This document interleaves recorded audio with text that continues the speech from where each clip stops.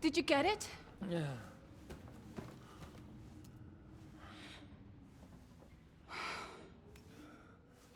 It will have to be diluted.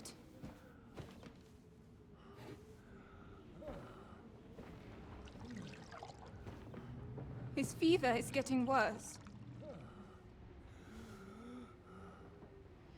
If this doesn't work, I don't think he'll last long.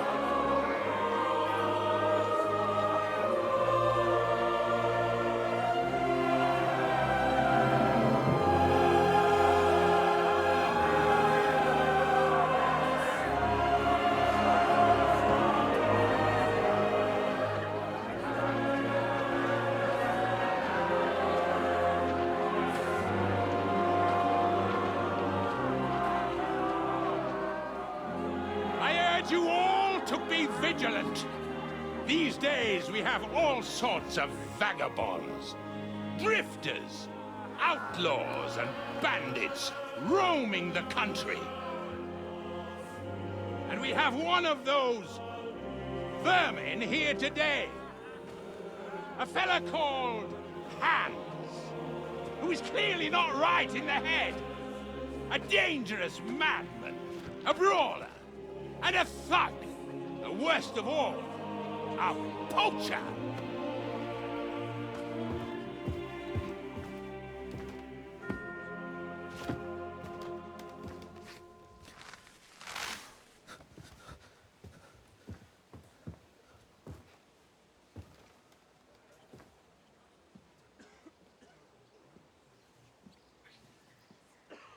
And so, for the damages he caused to our dear Lord Otto von Berghoff, he is sentenced to be hanged by the neck until dead! Stop! You can't execute this man. He's a noble. Captain Thomas here will testify that we're messengers from Ratoi. What is this nonsense, for Christ's sake? It's true. I am Sir Hans Capon of Perkstein. Deal with it, for God's sake! But sir, the captain! Captain Thomas has a fever. He's clearly delirious. Seize them immediately. You can't do this! I am a nobleman, do you hear? A noble! Get your hands off me! You can't do this!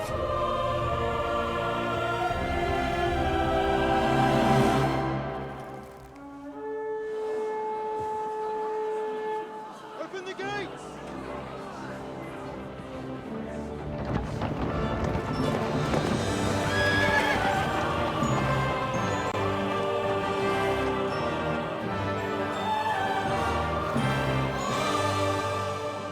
My lord? What the hell is going on? It was just a... It's a hanging. You can't hang him! He's a noble! That's for me to judge! Take him down! And for Christ's sake, help me off this horse!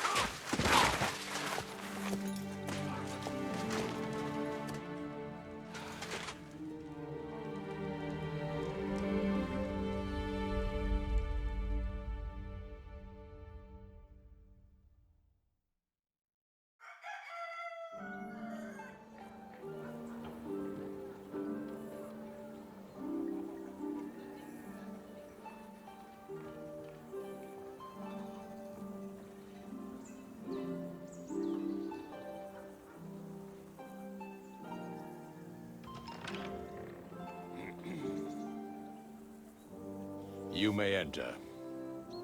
His lordship is expecting you.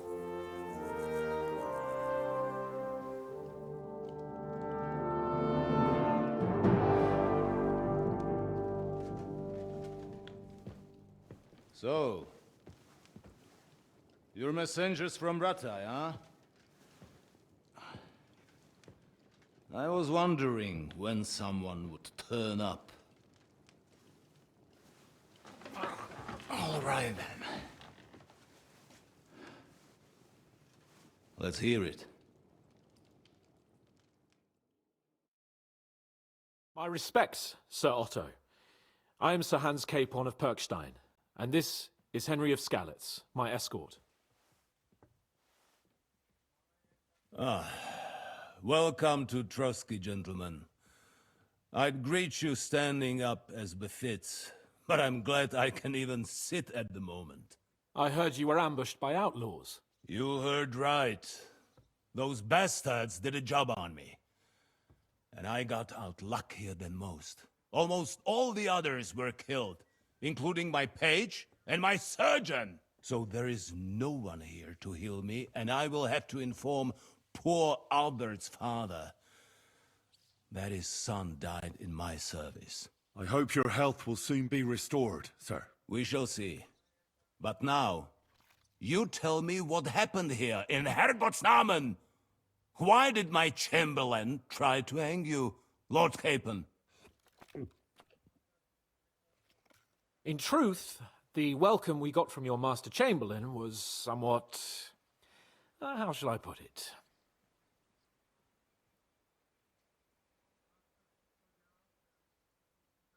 Well, it was somewhat unexpected. I must say, it was the first time I had a noose around my neck, and it wasn't the most pleasant experience. Please, accept my apologies, sir.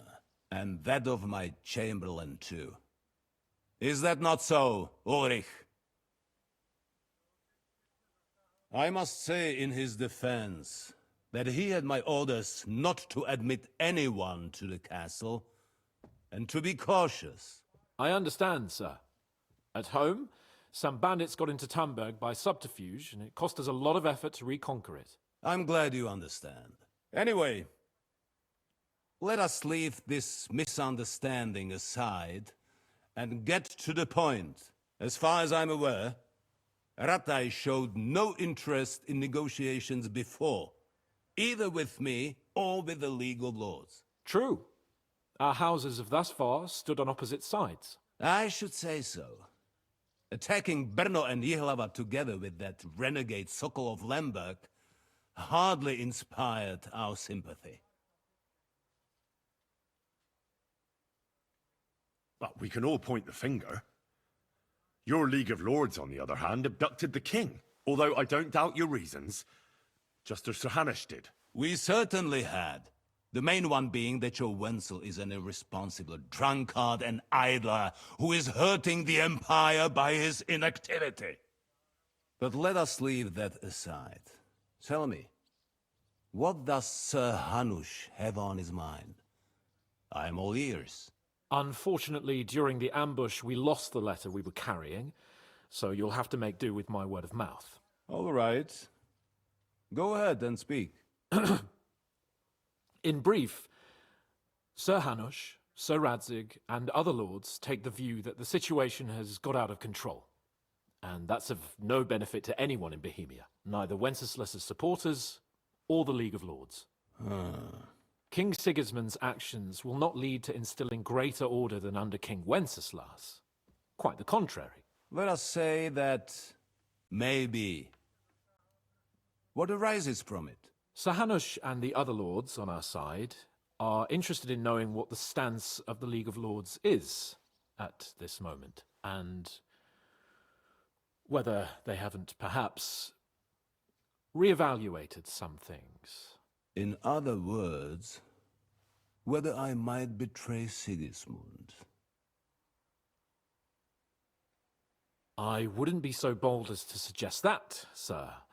We are merely interested in whether you would sit down at the negotiating table with us. It's necessary to discuss the future of the kingdom, whether it's to be a common one or not. The future is still a long way off for me, Lord Capon. Nonetheless, Sir Hanush and Sir Radzik are right. There is disorder and anarchy in the land. Bandits riding roughshod all over. As we all know, to our cost. We've had plenty of experience of that at home too, sir. Only a short time ago we had to deal with a similar band.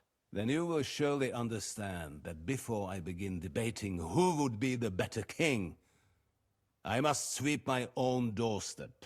Only I'm damned if I know how to do that, since those bastards have wiped out half of my garrison, including my captain. If I may be so bold, sir, you're not the only one. We also have a score to settle with them, so Henry and I will gladly help you. Is that so? Now that is what I call the words of a knight, Sir Hans. Right now, we've got a common enemy. So we have common interests, too. So then, sir, may we be of assistance to you? Indeed you may. Perhaps in the end we may really find some common ground. I need to muster sufficient reserves to deal with those outlaws once and for all. I'm summoning my vassals here to Trotsky. And since I don't have many men left to send as messengers, I will gladly accept your help. Just say the word, sir. Where should we go? You'll go to Nebakov, a small castle, or rather a fortress among the cliffs. The yeoman there, Jaromir Nebak, is an old hardhat and may not be very willing to fulfill his obligations. It would be useful if an eloquent noble like yourself visited him to explain him clearly why I need his whole garrison. Who is this Lord Nebak? The lord of a smaller house with not much in the way of estates, just a fortress and lands, but he also owns a mill that provides a significant part of his income. His children are grown up. His daughter married well, thanks to Sir Otto. His son is away from the domain, dealing with duties. Sir Otto helped him to acquire an official position. In short, the House of Nebak is more than beholden to Sir Otto for his magnanimous help and support. Thank you, Ulrich. Nevertheless, I suspect Jaromir will not be keen to charge into battle. But that is of little consequence. He has a few good men who will be useful. That will do us. If he delivers, I will regard his obligation as fulfilled. What should we do if he's unwilling to heed what we say? His house has always been loyal to mine. And it has always been more than worth their while. So tell him that I would like it to remain so. I do not expect any great obstacles, but it would be wise to show Sir Jaromir respect by sending him someone of status. He will take his time over being persuaded, and then concur, as he always has done. I'll get to him somehow, sir. I expect nothing less from you. Is that all, sir? It's no simple task. Knowing Jaromir, if I sent a common messenger, he'd come back with a boot print on his backside. Dealing with the lower nobility can be tricky. They tend to be fixated on their own somewhat fragile status. We'll take care of it, sir. Count on us. All right. We'll head out as soon as possible. Let's not delay our diplomatic mission unnecessarily. Very well. I think that is all for now. The Chamberlain will show you where you can put your heads down, and he will supply you with horses.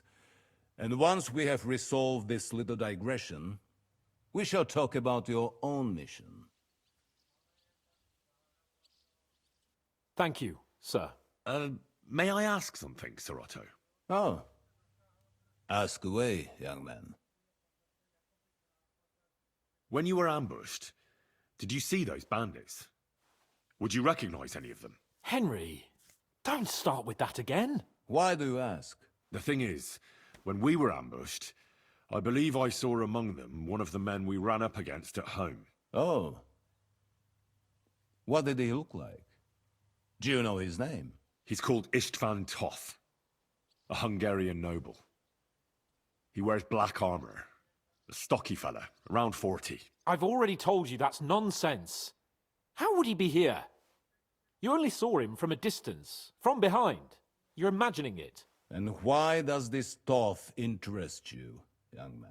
He was the leader of a band that made trouble for us in Sasau. And he has something that belongs to me. Interesting. Interesting. But I must disappoint you. I saw no one of that description. Thank you, sir. And sorry. I had to ask. I understand. And now I shall entrust you to the care of Uri here. And I shall look forward to the good tidings you bring me from Nebakov. Go with God, gentlemen. Thank you for everything, sir. The Lord be with you. There will be time enough yet for social niceties. Now there are more practical matters to deal with. Sir Otto has generously agreed to accommodate Lord Capon in one of his chambers. And you, Henry, shall also be accommodated, as befits your station. There, your equipment shall also be returned to you, and you will find your horse in the stable. Nevertheless, his lordship takes the view that, as a noble's escort, you should have a befitting mount, and therefore he has kindly decided that you may take one of our horses, if you so wish. Gentlemen, follow me.